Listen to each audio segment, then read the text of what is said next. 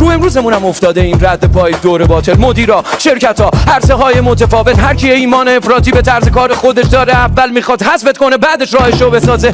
باید برسیم به یه الفبای متناسب و یکی نقطه پایان این خط کاذب و بذاره. همش میخوایم پاپ کنیم و بزنیم از بیخ، یا در تضاد نظام فکری یا به سلیقتی سریق از تعامل و حداقل یک کمی تشویق. اول باید بپذیریم تو همچین کشوری هستیم، بعد بفهمیم به ذهن و زبانمون چه خصلتی بستیم. این دو تا پارامتر اگه مثل موم تو دست بشن کلمات معجزه میکنن. موم خط به خط ظرفیت زبانیمون که کلید حل مشکلات میشه بستر پرورش درک متقابل و دیگه حذف کردن نمیاد تو اولین گزینه.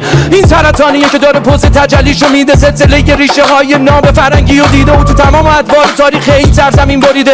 ادبیاتمون دچار یه خودخواهی شده و اقداممون میخواد واژه‌هامون رو دوگماتیک کنه تا نشه بین تجدد و سنت تعادل بیاریم.